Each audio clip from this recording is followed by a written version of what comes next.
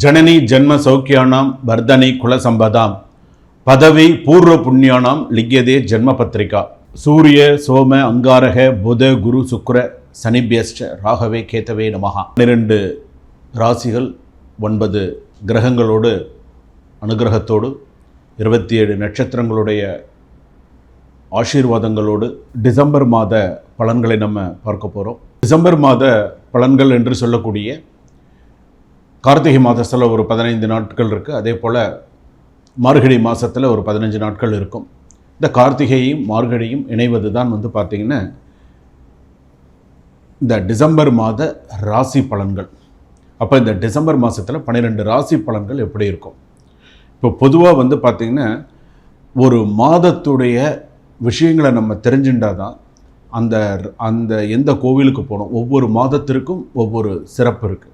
இப்போ கார்த்திகை மாதம்னா ஒரு சிறப்பு இருக்குது, மார்கழி மாதம்னா ஒரு சிறப்பு இருக்குது. இப்போ கார்த்திகை மாதம்னா என்ன சிறப்பு? கார்த்திகை தீபம் சிறப்பு, பரணி தீபம் சிறப்பு. அதே போல் பார்த்திங்க அப்படின்னு சொன்னால் கார்த்திகை மாதத்தில் எல்லோரும் மாலை போடுவாங்க. சபரிமலைக்கு மாலை போட்டு 48 நாள் விரதம் இருந்து கார்த்திகை மாதம் முழுவதும் விரதம் இருந்து மார்கழி மாதத்துலலாம் எல்லோரும் சபரிமலை யாத்திரை செல்லக்கூடிய ஐயப்ப பக்தர்கள் எல்லாருமே இருக்காங்க.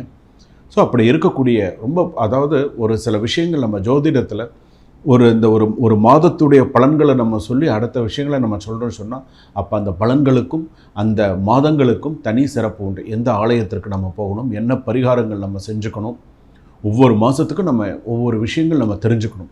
அப்போ இந்த ராசி இந்த இப்போ மேஷ ராசி நம்ம எடுத்துனோன்னா எப்படி நம்ம பண்ணணும், எந்த கோவிலுக்கு நம்ம போகணும், நம்ம எப்படி இருக்கணும் அப்படிங்கிறத நம்ம தெரிஞ்சுக்கிறோம். அப்போ இந்த சபரிமலைக்கு எல்லாருமே யாத்திரை போவாங்க. சபரிமலை யாத்திரை போகும்போது எப்படி இருக்கும்?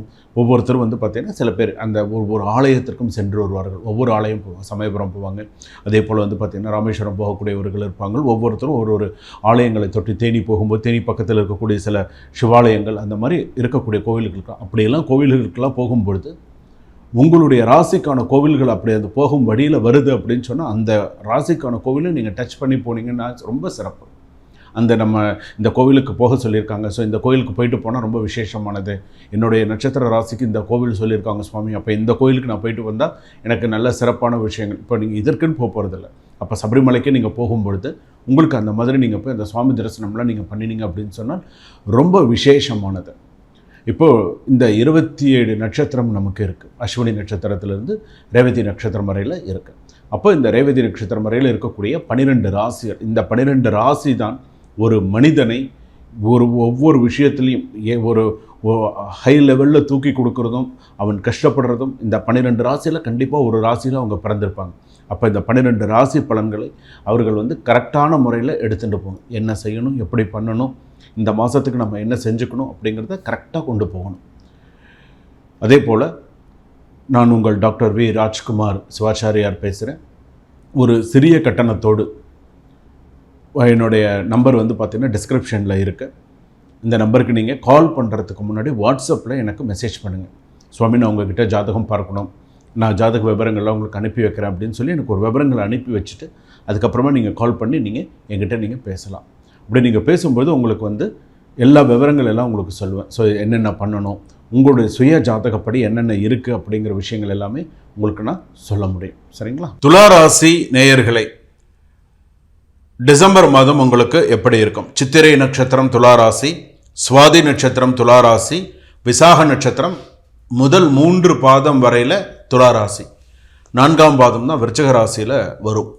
அப்போ இந்த விசாக நட்சத்திரம் துளாராசி அப்படின்னு சொல்லும்போது சித்திரை நட்சத்திரம் துளாராசி பாதிப்பு அதிகம் உண்டு இந்த டிசம்பர் மாதத்தில். சுவாதி நட்சத்திரம் துளாராசி கொஞ்சம் தப்பிச்சிருவாங்க. விசாக நட்சத்திரம் துளாராசி போராடி தான் ஜெயிக்கணும்.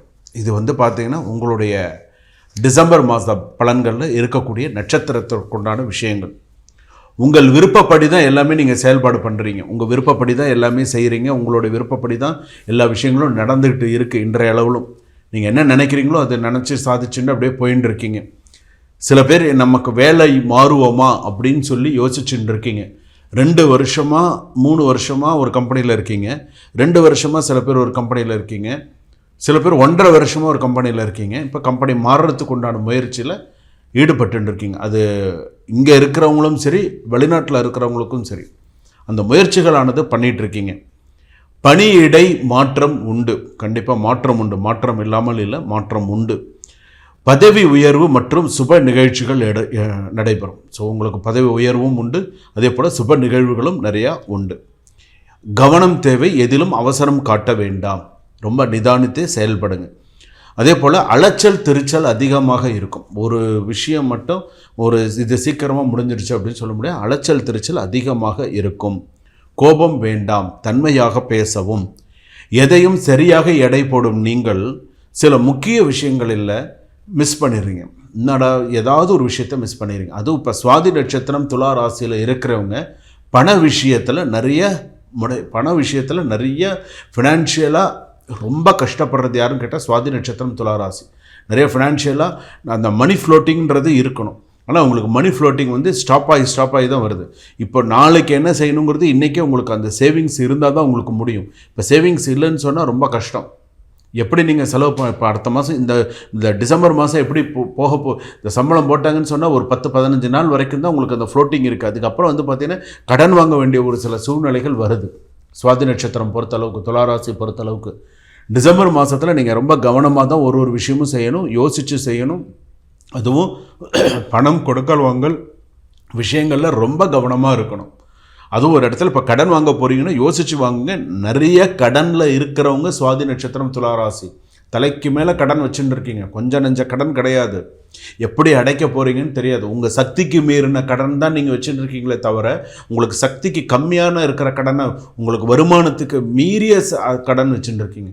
இப்போ ஒன்றும் இல்லை, இப்போ துளாராசிக்காரர்கள் இப்போ நான் ஒரு மாதம் வந்து நான் 25,000 ரூபா நான் சம்பாதிக்கிறேன் அப்படின்னு சொன்னால் மாதத்துக்கு நீங்கள் 1 லட்சம் ரூபாய்க்கு நீங்கள் கடனே நீங்கள் வச்சுருக்கீங்க. அப்போ இந்த 75,000 உங்களுக்கு எப்படி வரும்? உங்களுக்கு சம்பளமே 25,000 தான்.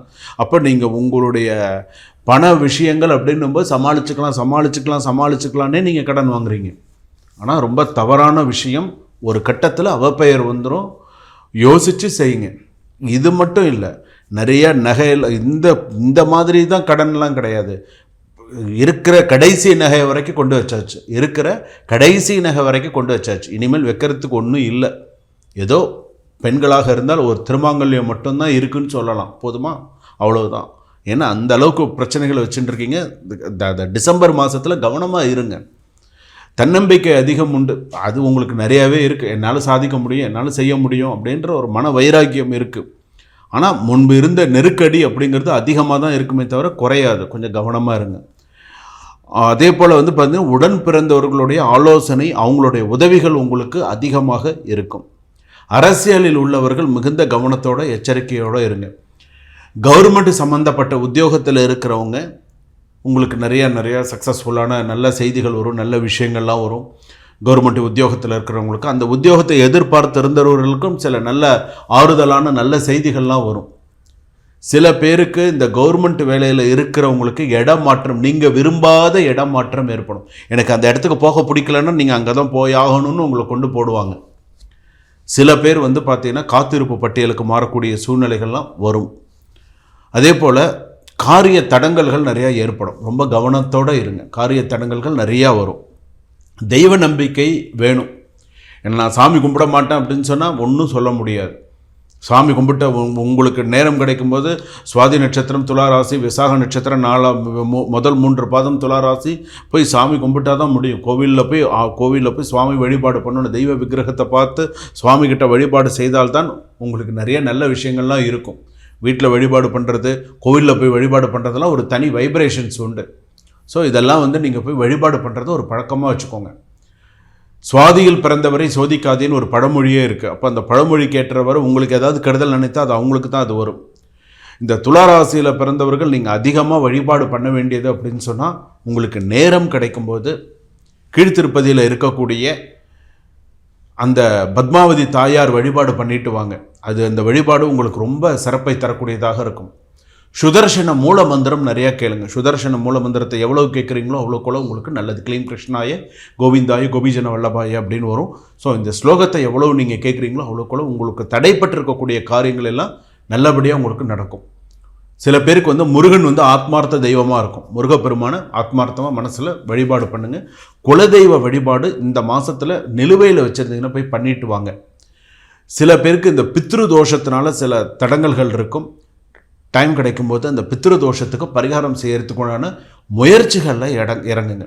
அப்போ தான் இந்த துளாராசி பொறுத்தளவுக்கு இந்த டிசம்பர் மாதத்தில் கொஞ்சம் சக்ஸஸ்ஃபுல்லான சில விஷயங்களை கொண்டு வர முடியும். சுபகாரியங்கள் எல்லாமே உங்களுக்கு வரும். சுபம்.